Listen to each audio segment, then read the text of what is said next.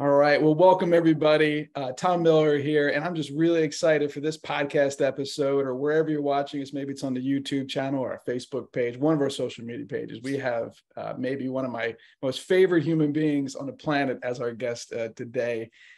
He's going to talk about high performance schools. He's going to talk about his time working with us at Leaders Building Leaders. You'll probably learn a lot about our guest because he's an adventurer, marathon completer. When there was a marathon and when there wasn't a marathon, right? You ran the New York Marathon. That's right.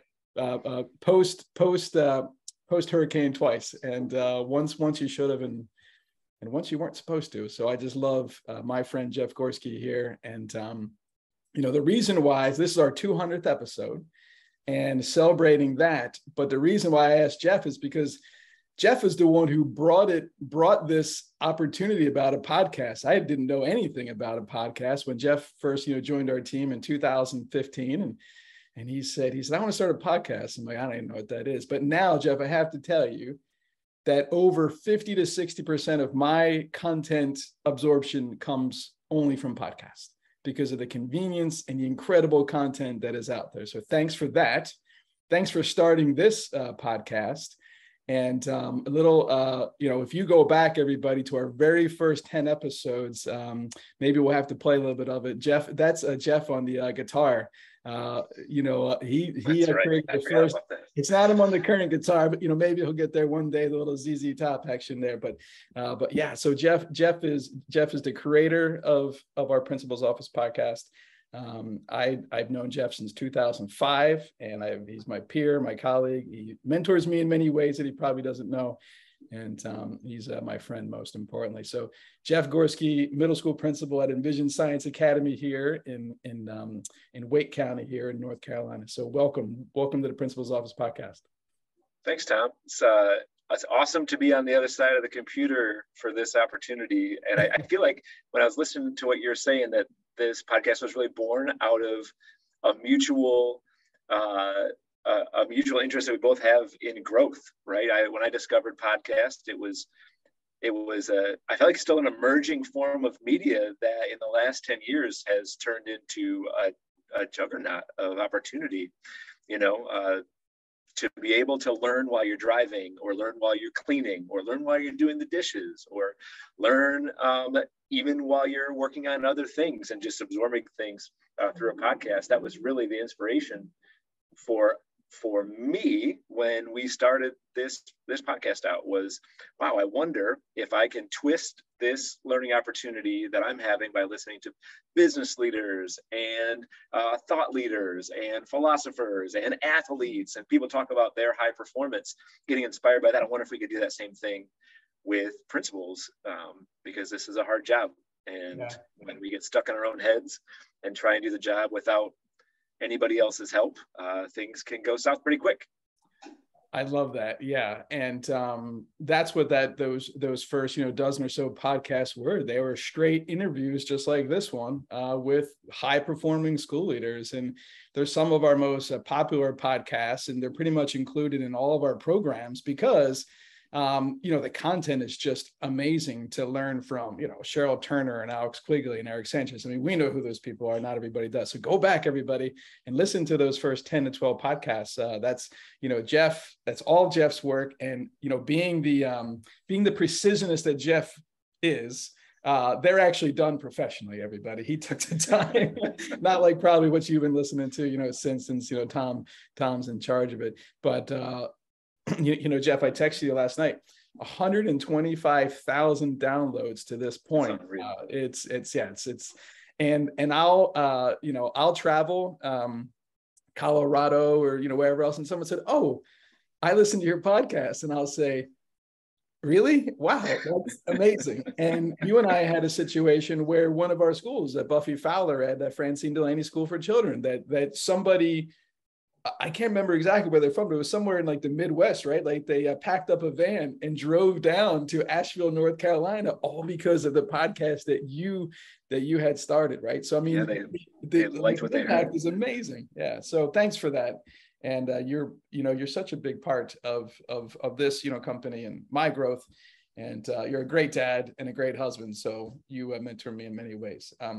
So I wanted just to, first let's just talk about the growth piece, right? So, prior to you, coming to our team, Leaders Building Leaders, you were a science teacher, math teacher, a really great one at, down in, Leland, right? And then you were the middle school principal at that, school, right? So talk about that growth that you've had from teacher to principal to global consultant back into the, yeah. So how has that gone? So my journey in education actually started by watching my parents, who are both teachers. And it first made a big impact on me to understand what teachers do when I went off to college and I met people who had my father as their teacher, and they would tell me late into the morning after the night that, oh, I remember your dad, he did this, or he did this project with us, or I remember when he said this one thing to me. And I was like, wow, really? Like this is what teachers really mean to people. And so in college, I pursued education. I wanted to be a coach and a PE teacher. I wanted to spend, like my parents did, 30 years in the classroom, making an impact right on kids. And so I bounced around a little bit as a substitute teacher in New Hanover County, and then as a teacher assistant, where we met at Murrayville Elementary School in New Hanover County, in North Carolina. I went to Harlem to teach PE for my first actual classroom, ownership teacher experience. I came back to North Carolina, where we worked together at that school, and it was there where I started looking at the bigger picture. Charter schools, you have an opportunity to see the entirety of what it takes to make a school happen right there within your building or your campus. And at that school, Charter Day School, we had direct relationships with the curriculum developers at our parent company, Roger Bacon Academy.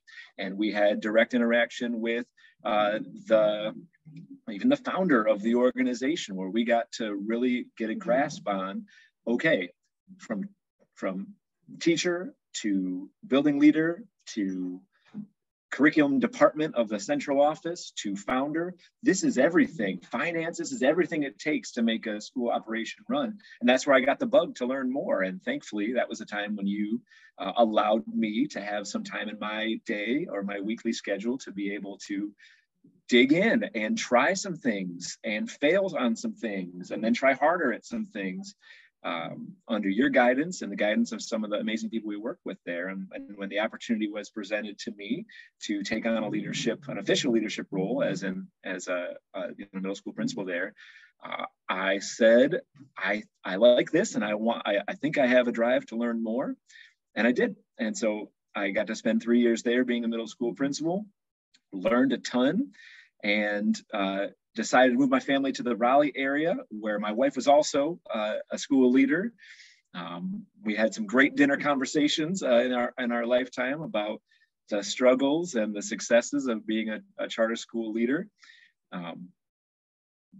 And when you offered me the chance to work alongside dozens of charter schools at the same time, that was about the most exciting thing I could think of. During our time together, I think at one point in time, we realized we were working with nearly half of all the charter schools in North Carolina, whether it was through our newsletter or our direct interaction or deep involvement as interim executives within their school. And I really got to witness firsthand the great things that were happening, the variety of missions that different charter schools were trying to bring to their communities. I got to be a part of the problem solving when schools got really into deep holes and needed help.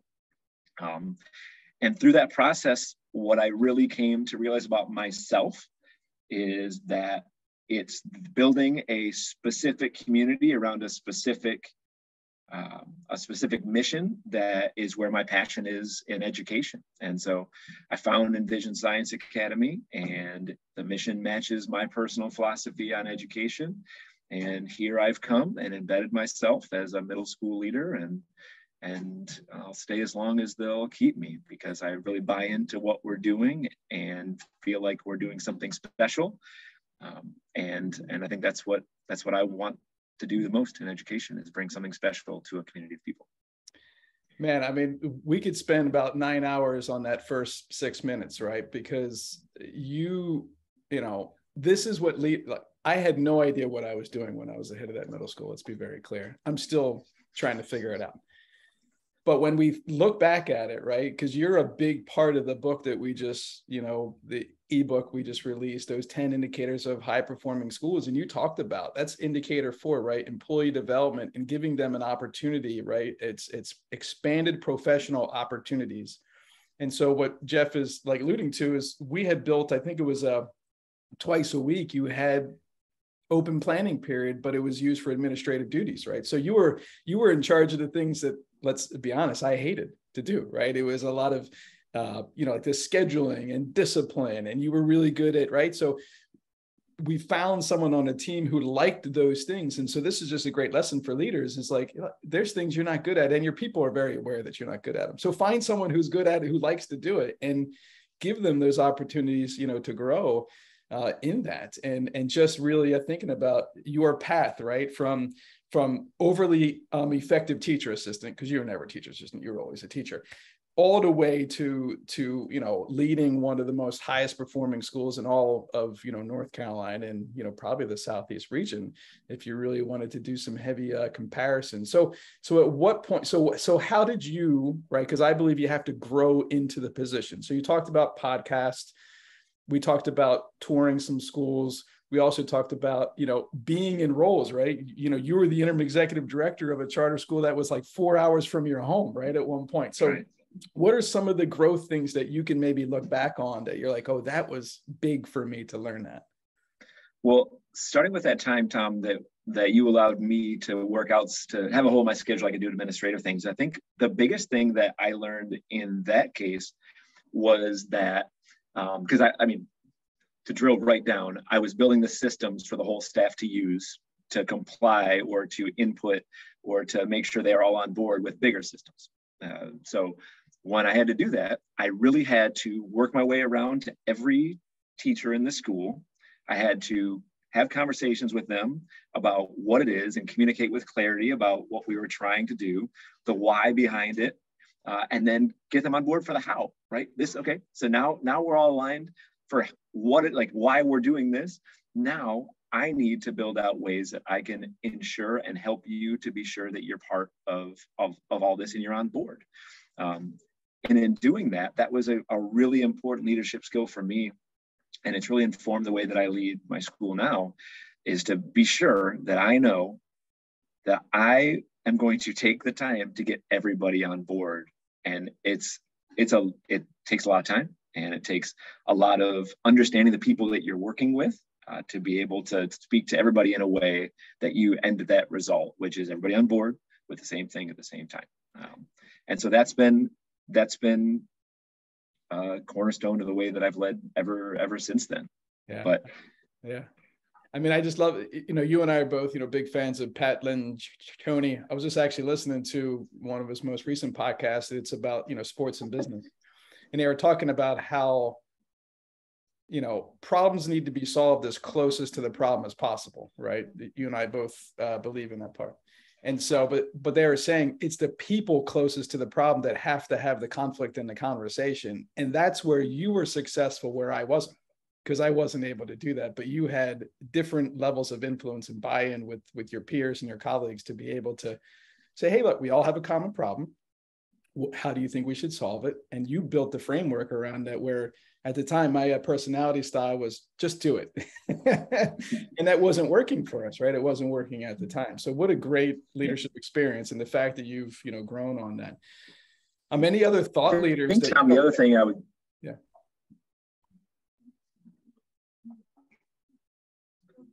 Oh, you're crackling on me here. Oh, are we still there? Yep, still here. Can you hear me all right? I can hear you perfect. Yeah, let's do this. We're back. I've got one more thing to say to that answer. Go for it. So the other part, I think, Tom, that was persistent through my growth was that I was always finding myself in positions in pools that were deeper than I was tall. For example, I didn't, all of my training for becoming a middle school principal at Charter Day School came on the job at Charter Day School, right?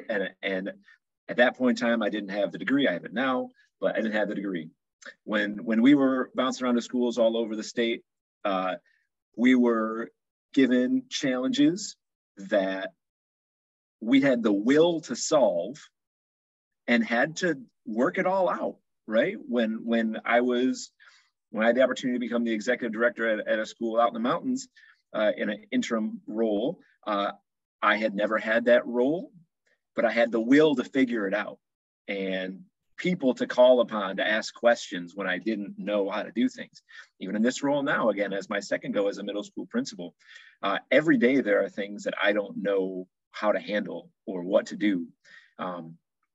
But I'm driven to figure it out and to not always act like I know the answer, but rather to always act like I'm going to figure it out. And that's a mindset when you're in a leadership position that trickles down to your people, that no matter what job you're in anywhere on the planet, if it means something, you're always going to have people surprise you, and you're always going to have new situations that you didn't expect.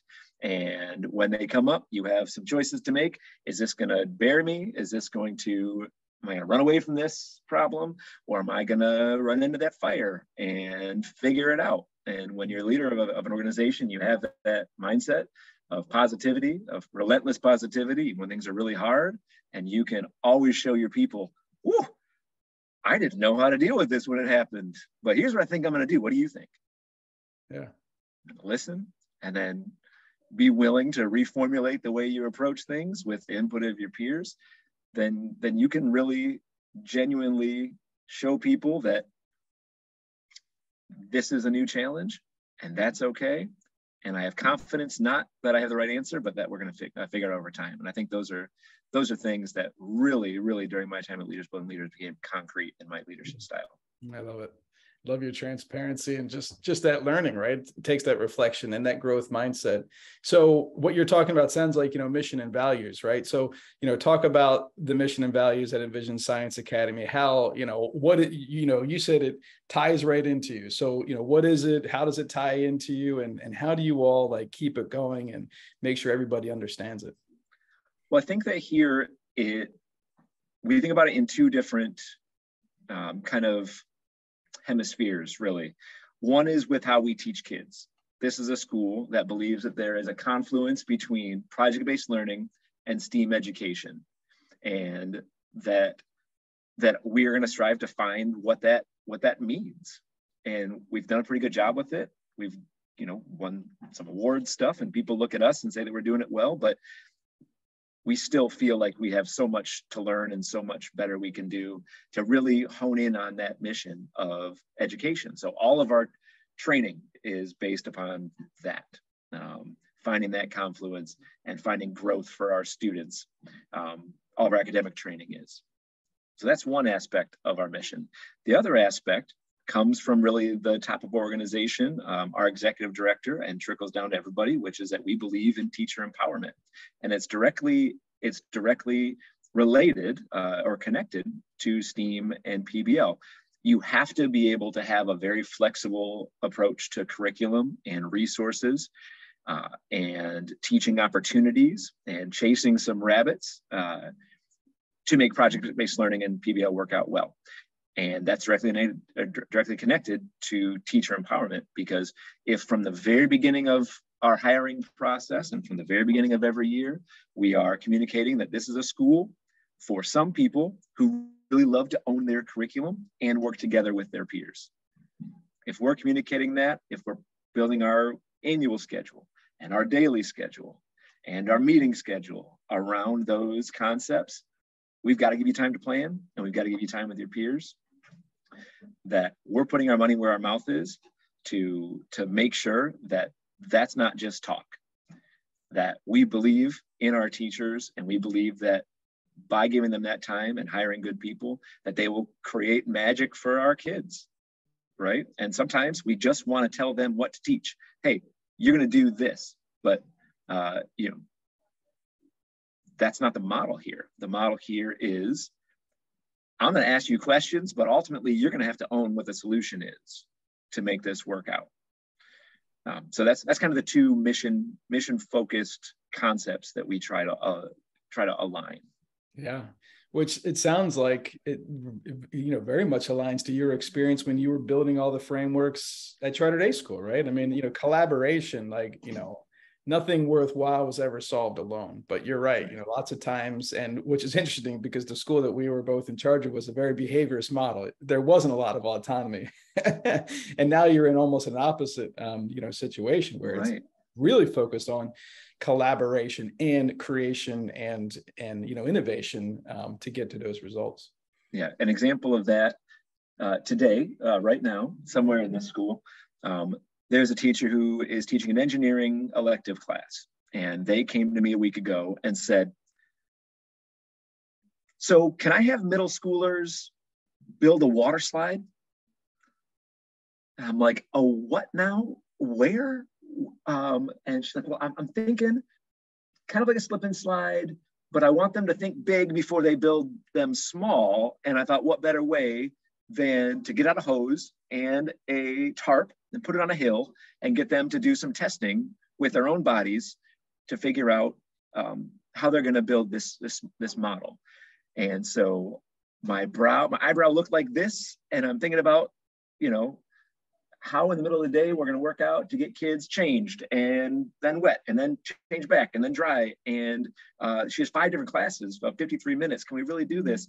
But my role in that exchange was to ask the questions that needed to be asked for safety, for appropriateness, and think about how it reflects back on those ideas in STEAM education and project-based learning, and everything matched up. And so by the end of our conversation, somewhere in this school, somebody has a hose and some kids standing in front of it. And they're going to remember that day, right? Those kids are going to remember this, that day that they got to do this in their school, because I don't think there's a lot of schools that would allow or would framework out activities that are just like that.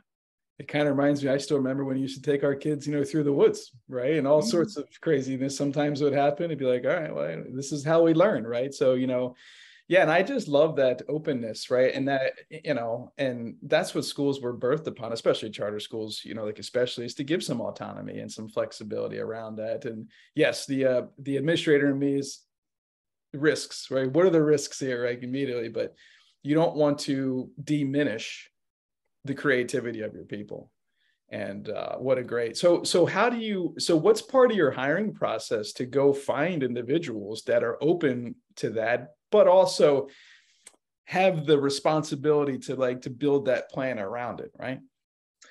Yeah, so we actually just rewrote our interview questions this year for this current hiring season. This was, I think, my colleagues in other schools would agree that this has been a unique hiring season over these last 2 years, with a lot of turnover, a lot of people leaving education, a lot of people coming to education who have not been educators before as well. And so we reevaluated all of our interview questions and refocused them on our mission. So we asked questions about professionalism. What do you think a teacher's working day includes? What do you think an average day as a 4th grade science and social studies teacher looks like? And we listen for things like, well, I think my classroom is very orderly. I think that I have all the kids sitting in rows and they're attentive. They're listening to me while I talk about science topics. And that person puts up a red flag to us. While that sounds great in some schools, that's not the confluence of STEAM and project-based learning, right? In that answer, we're listening for, well, I like the kids working on the floor, doing projects. What kind of floor do you guys have? And we say, oh, we have concrete floors all over the school, so you don't have to worry about making a mess. Great. Okay, so I think about a day like this. And you can listen for those things from a very simple question to match up to your mission. We say things like, at some schools, you are provided a pacing guide and you are provided very direct feedback about staying on that pacing guide and making sure that you're on lesson X on X day of the year. And that's great for a lot of schools. At this school, you're empowered to build that pacing guide with the support of me and our curriculum coordinator and your other, let's say it's math content peers. Does that sound good to you? Like, is that exciting to you, or is that scary to you? And you can pick up on a person who hesitates in that question and says, that I can do that. Or a person who says, oh, thank goodness, I've been looking for a school like this because I find so many opportunities to tie in more things, or to slow down my pacing and spend more days, or to completely stop all things together and go back and take a week to reteach if I need it. And in the past, I've been pressured to keep moving forward. Those are the responses that we look for that specifically match how we think kids learn best in this setting. Yeah, it sounds like you've taken a lot of time and there's a lot of intentionality around your hiring process, which there should be, right? Because if you're not preparing on the front end, you'll be repairing on the back end, right? You're going to hire those people that just don't fit. And so, it makes me think, like, you're writing out the questions, but as a team, you're also talking about the responses that we want to hear. And I see that mistake lots of times on teams. They just kind of Google interview questions and go, where I'm like, no, you need to create behavioral based intervention questions, that align to your mission, right? What is it that you want to hear? Right. And then sometimes, people who are interviewing, they're telling you what they think you want to hear, right? Just like the rose and the, whatever. I was like, yeah, sorry, that's not going to work here. So getting to know the school, understanding the mission, that's why charter schools are great, very, mission based. And so you've talked about what you teach and how you teach it. So how do you all know that, students learn, right? Because you've been an A school or higher, I think, almost every year in existence. So what are, what are some of the ways, that you, formatively assess, students? What are some of the tools that you guys maybe use, if you use any? And how about intervention? What are some ways that you guys are catching kids up? Well, we're anxiously awaiting our school report information, which I think is coming out next week. Because I don't think we're going to be an A this year. I think that we're going to be a B, and that's fine. Everybody is recovering from learning loss and COVID. But what we really emphasize is growth. And at the time of our last school report card grade, I guess the 18-19 grade was the last one. We were in the top 5% in the state for growth. And that's really what matters the most to me. And that's what I communicate to the teachers all the time. Growth is the thing that I care about. And I know that 80% of our school report card grade is based on proficiency. But if we were in the top 5% for growth every year and had low proficiency, that would be a result of, that would be resolved over time, right? When you're doing that, when you're helping kids grow that much over time, then the proficiency comes along. But we use pretty standard tools. We use iReady for beginning, middle, and end of year student monitoring that we can act upon and build out tier 2 and tier 3 intervention plans. That's pretty standard. But I think that one thing that we do a really pretty good job at is that we really experiment with our intervention period. Part of the MTSS process is that you need to dedicate a portion of your day to giving students on-leveled work. And so one of the things that I realized when I got to this school is that everyone was giving interventions, which is a cool mindset to have. But wouldn't it be better if our math and our reading teachers were freed up to be the ones, the content area specialists were the ones that were freed up to do intervention with kids in reading and math? And so we rebuilt the structures of this time, and we just keep tweaking it and playing with it. And it's a major teacher empowerment moment for us, because I don't delegate this, I don't control this. I influence it and I approve it, but we look at this big equation. All right, we've got 80 kids, we've got 5 adults, we've got 5 days a week. What can we have all these kids do during this time? How can we leverage all of these content area specialists over 5 days to make the biggest impact and not waste anybody's time? So we think about, oh, gosh, we've done it so many ways. And the way that we do it next week when we start is going to be totally new compared to how we've ever done it before as well. But the idea is that if we've got 80 kids and we're pulling out, let's say, 10 to 15 of them to get intervention in reading and math, that leaves us with about 65 kids over 3 classrooms to be doing something else. So we try and think about, again, extension activities within the scope of project-based learning in STEAM. We can have those kids do, while we have our reading and math teachers giving interventions directly to the kids that they have. So, long ago, we created something called Double Dose for the kids, or we use something called Double Dose, if you remember that. This is kind of like that idea, where our students that need the most are getting an extra block of time every week, or an extra 2 blocks of time, or an extra 3 blocks of time if they need it, with their reading teacher, which is, I think, has been a very productive way for us to hit all the needs of the kids. But even in the other classes, during that time, they're doing high-level book studies with the kids. They're doing plays and other extension activities that are helping all the kids in the school grow during that time, not just the low-performing or the kids in need most of intervention, but everybody's being served.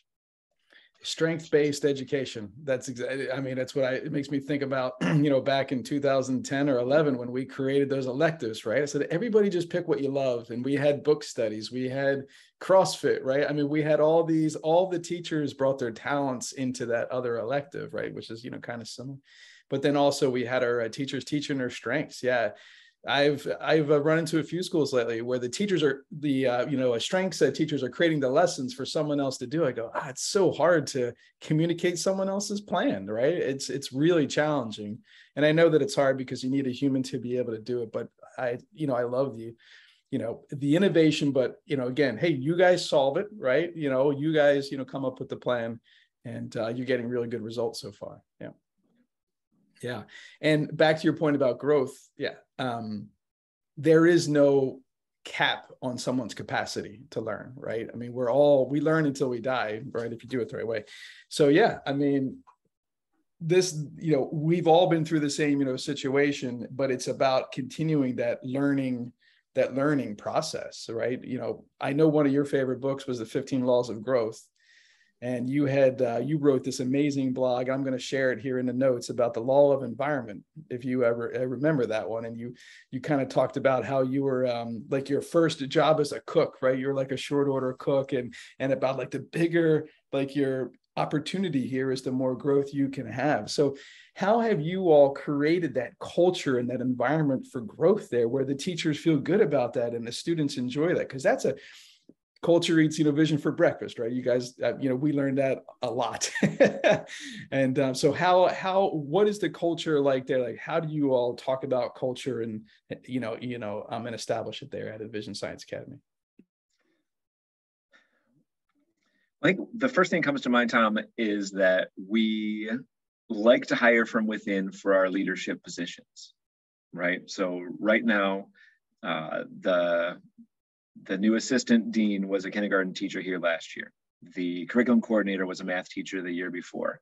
Our interventionist, one of our 2 interventionists, was hired from being a teacher here. So we show value to our people doing a great job in putting them in positions when they come available, where they can touch more people, right? So that's the first thing. We show that from the top. Also, right now we have 2 staff members who are in the midst of their master's degree in school leadership. And so I learned this from schools that we visited. We've built out a period for one of them a day where someone else teaches their class, and they can come sit in on all of our admin meetings and add value to them. The other one, this is another idea we stole from a school that you and I visited. The other one, who is still a full-time classroom teacher, and 1 day a month gets a sub and comes to be an administrator for a day. So while she's learning that, we're showing that, hey, you're going to be taking this big growth step. Fantastic. We're going to show that we care by structuring your day and structuring your schedule to show you that that matters to us too. Yeah, that's really powerful. We're calling it build and borrow. Yes. Build, right? Yeah. But yes, it is stealing. But yeah, I love that, right? Yeah. That was Community School of Davidson with that idea around the day, once a month, bring someone into the principal role. And that's a big part, right? A big part of that, growth is exposure, right? So you were exposed to upper, leadership, right? Back in your, now you're doing it and you're seeing this constant opportunity and, growing your leaders from within. So just to kind of recap everybody, like I've heard Geoff talk about, you need to identify leaders. You need to be clear of what, leaders do here, right? That's your mission and your culture, or, and your values. And then you need to put them in an opportunity to be successful and make decisions and kind of fail forward in a way, and just, let their best idea come forward. And then, then we look at the results and we evaluate which way we need to go.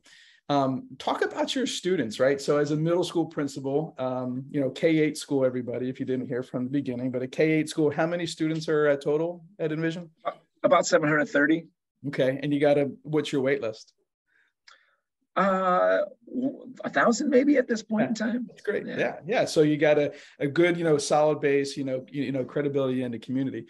When, if I were to see a middle schooler from Envision Science Academy out in the community, what would you hope that I see? Like, what are some of the character, attributes that you all are working to instill into your middle school students? We did some work with this with our school improvement team recently, where we developed a student profile, and we try to put some adjectives together that describe what we want kids to leave here with. The two that are most important to me, that I talk about most with the kids, are creativity. All right, as a STEAM school, we have the arts in STEM, and our teachers really go the extra mile to build in opportunities for kids to show what they know, and infuse their creativity by artistry and by computer design, and by acting or recording things like podcast or short audio clips. All that creativity, we feel like, and it's a core component of project-based learning, is that when the students have voice and choice in how they show what they know, then they care more and they do more to be able to do that. So one of them is creativity. And the other one is curiosity. And this is, one of the core values that I share with the school is, I feel like our kids are exceptional at asking questions. By and large, when I stand in for a class or visit a class, I see kids who are unafraid to raise their hand, unafraid to ask questions, and unafraid to really question why we're doing things. And for some adults, that's a problem. That's disrespect. That's no, I'm in charge.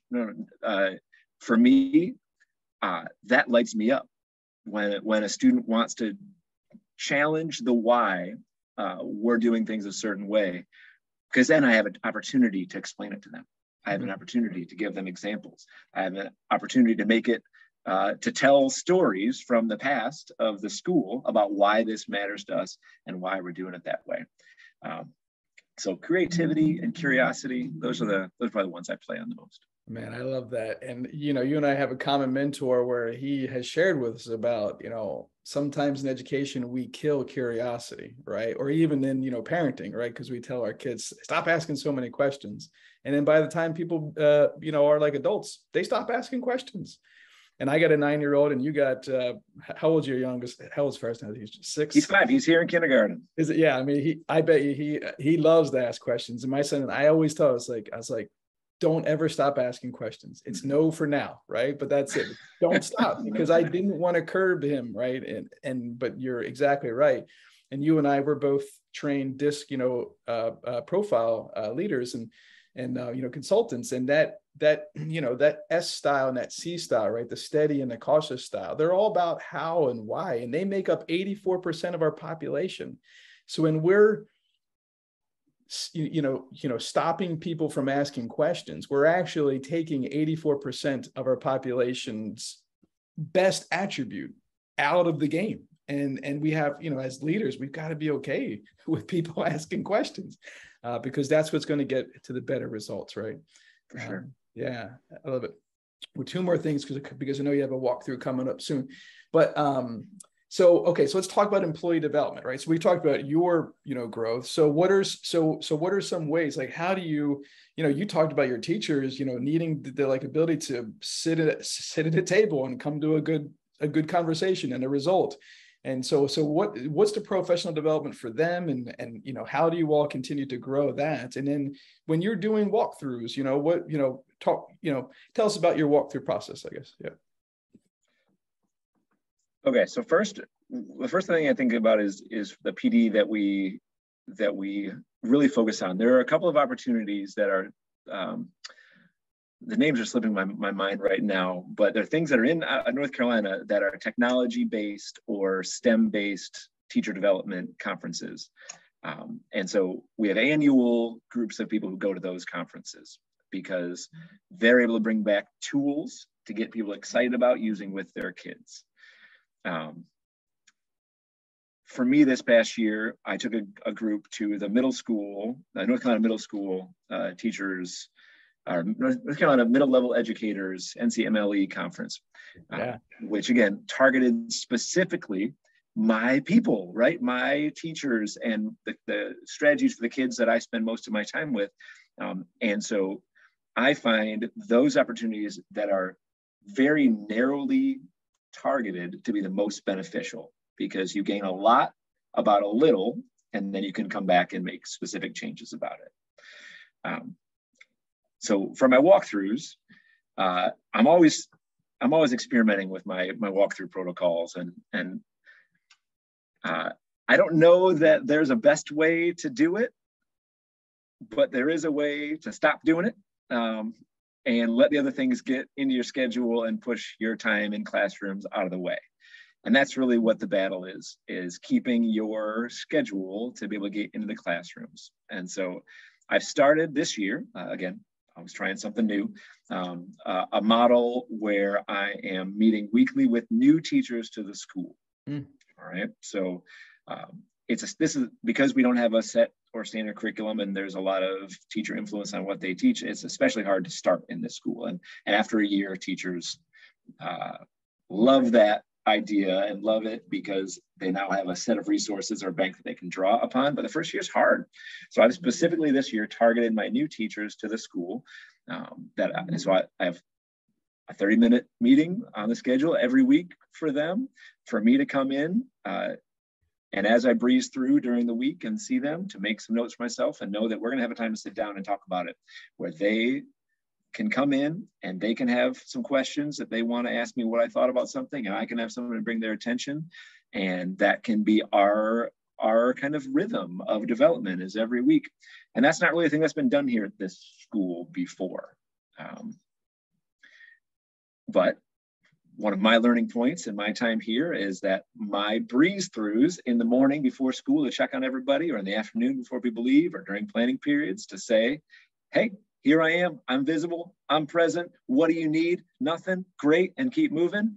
Like, that's not enough especially for new people. That can be enough for my veteran teachers who need to know that I see them and that I trust them and that I'm available. But for my new teachers that are drinking from my fire hose, they need more out of me, out of their leader. And so I've structured that time in to be able to prevent the phenomenon of me getting at them, seeing what they're doing, giving them a compliment, keeping it moving, asking what they need. They say nothing, great. But meanwhile, the reason they said great is because they really are behind in their planning or their grading or their communication. And rather than getting the help they need in that moment while I'm offering it, they're actually falling further behind and don't know what to do. It's all experimenting, Tom. It's all trying new things with fidelity and seeing if they're going to work, and then pivoting if they don't, and asking people questions to see if I scratch their itches or not. Yeah. And data leaves clues, right? So there's all these, pieces you could look at: teachers' working conditions surveys and climate surveys and retention and all those other pieces. But it's that human relationship that's really going to make the difference. And I'm pretty sure you were in the room when we had our Live to Lead. It was Chris Hogan, right? He shared those 3 questions to employee retention: how are you? What are you working on? And how can I help? It just, sounds like that. And you do have to pause, and you have to get people to pause to do that. And because they won't, teachers are, they're I don't want to use it. They're just beasts. They love to work, right, and serve and just do what they need to do to help every kid. And principals can get in that mode where they're literally working themselves to death, Geoff. So I wanted to talk to you about you're probably one of the best that I've ever met of unplugging. How in the world do you get yourself to do that? Both your parents were teachers. And I remember you telling me a story about, I think it was your mom who said when she was about to retire 35 years in, now I'm finally figuring it out, right? I mean, so they did 35 years, you've got almost 20 years. And now, like, how have you learned to unplug? What advice can you give other first year leaders out there or just even veteran leaders out there about how do you unplug? Yeah, I'll never forget that thing my mom told me. And that really shaped my approach to growth myself. She was a reading specialist, and there's 100 different ways to try and give reading intervention to kids, and that was in her last year. She said that I feel like I'm really starting to get good at this. Amazing human beings. If you run into either of the Gorskis out there, because they are around, they are just amazing humans, and just great people. So yeah. For me, I think the advice I give to people is that everybody has a different limit. Tom, your motor for working and your limits are different from mine, and mine are different from my colleagues here at the school. So you have to, there's no one size fits all answer there, but you do have to have an answer. You do have to have a plan of how you're going to keep the energy up, because the entire organization, as we learned from John Maxwell, like you're the lid on your organization. The organization can only be as good as you are as the leader. You can't be better. So you have to know what your limit is. For me, I take 2 weeks at Christmas and 2 weeks in the summer to recharge, to be completely cut off from all things about my job and really just be present and focus on my family.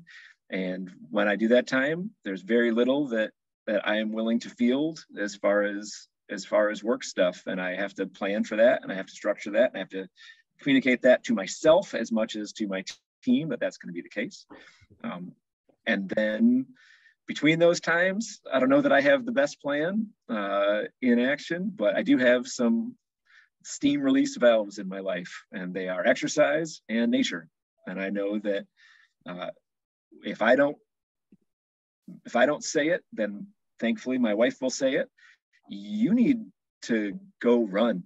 It's like, well, I do need to go run. Okay. And I get recentered by a good sweat, and I get to get in that meditative mode of shutting down my brain, or really exploring things in my brain while I'm exercising that I can come out with peace. And so that's really what I have built in my life, the Christmas time, the summertime, and then exercise in between. Yeah, I love it. And so when you're running or exercising, are you listening to anything, or are you just free? You just completely unplug and enjoy the nature? Yeah, it depends. It depends. If I'm on a trail run, I like to just be in the woods. If I'm on a road run, I like to listen to things that make me think. If I'm surfing, I'm definitely, it takes 100% of my attention to be able to be in tune to the ocean and the waves. I've recently taken on a new hobby. I don't think I've shared it with you. I started playing the piano, and so that's a new stress outlet for me. That in the night, it's an electric piano. So as a 41-year-old taking on a brand new hobby, and I've played guitar and things in the past, but this is a brand new thing for me that really flushes my brain out at the end of the day. If I can, because I don't know how to play the piano, I'm just watching YouTube and figuring some things out. But I really can get into a zone of focus on only the piano when I'm playing the piano, where nothing else comes in. It's headphones, so it's no kids asking me things or anybody needing me. Where it's very meditative and very in tune, and that's been a new initiative in the stress relief category for me. I love it. Well, I'm going to share here one of the pictures here from, Geoff and I. This is in a Big Sky, Montana. We had taken the time. We were both leading facilitating, sessions for a charter school organization out there. And so you and I, we, made a date, right? We say, hey, on the last day, we're going to walk to the top of that mountain. And during that time, you and I'm gonna pull it up. We actually wrote a leadership lesson. If you remember, I'm gonna put it up here. But we had talked about what are all of the potential barriers of a leader, right? As we were navigating up the top, right? We ran into the billy goat and all sorts of things, right? But that's right. Yeah, we had, self-doubt and self-leadership, and your ego can get in the way, and trying to do it by yourself as the Lone Ranger, and mindset and procrastination. You talked a lot about this, right? So what's just, maybe one thing that you've personally had to battle, right? To grow into the leader that, you are now, or, maybe something you're working towards? Well, when I look at this picture, Tom, I remember the very last part of that hike was on this crumbly shale rock above the tree line. Mm-hmm. When at every step, I asked myself, is this safe? Should we turn around? Like, is this what? Should we really be doing this? Mm-hmm. There's a chairlift that goes right to the top of this mountain, and we are taking the hard way on purpose. Yep. And so I think that experience there is a lot like what I struggle with. School leadership is a consuming calling. It really is. And if you're not careful, it will take you away from your kids. It'll take you away from your relationships, and then you still aren't doing it right, and you still get frustrated. And so making sure that I know why I'm doing something is something that I always think about, and I always challenge myself on. And right now, my biggest why is that I get 2 years, this year and next year, where all 3 of my children are students at this school. I have a 7th grader, a 5th grader, and a kindergartner here. And what an opportunity I have to continue to refine this school to be the very, very best. What motivation I have in short order and over time to make sure that I'm doing everything that I can. I'm leading people the best I can. I'm equipping people the best I can, because it matters to me, for all of the people who choose this school, that they trust that we're doing a good job for their kids. And it matters to me more that I trust that I'm doing that for my own kids, and that I'm leading right for their sake as well. I love that. And I think that's a perfect way for us to end. I won't talk about our 36-hour Smoky and the Bandit trip to Indiana. I don't think people want to hear that story. Another time. Maybe that'll be for another 250 or a 300 podcast. We'll bring you back for that one. So that sounds great. Well, Jeff, I love you. And thanks so much for being my friend. And you have made a big impact on my life. And thanks for, starting this podcast. Hope all the people out there. So if you want to, learn more about, Jeff and Envision Science Academy, I'll make sure I put the link, but it's envisionscienceacademy.org is the website. .com. Yeah, we're .com. .com. Yeah. And great school in Raleigh. And you guys, I think I've heard a rumor that you're starting to build like a teacher leader, or like your own kind of like a consortium, right? So maybe down the road we'll have some folks come from all across the country to come and see your school and grow more teacher leaders. So we're calling it a teacher showcase, though. We really wanted to be by teachers and for teachers, to where we're just exchanging with like-minded schools what we are proud of and what they're proud of, and hopefully that's going to have an exponential value to them as well as to us. Yeah, I can't wait for that. It's so needed. It's so needed, especially from the middle school, perspective, because we tend to get lost. I didn't know anything about middle school until I became middle school principal, and then I had to learn really fast. So thanks again. So check that out. Check out Jeff. I'll put his contact information in here, and But I hope everybody got some great ideas and value out of, Geoff, someone who's clearly a model, right? He knows the way, he's leading the way, and he's growing the way, but he knows that he's got a lot of growing to go. And that's just the way we have to be as leaders. So thanks, Geoff, again, for your time and for your leadership and for the impact that you've made, not only here on this podcast, but obviously of all the kids that you lead. So thanks. Well, I couldn't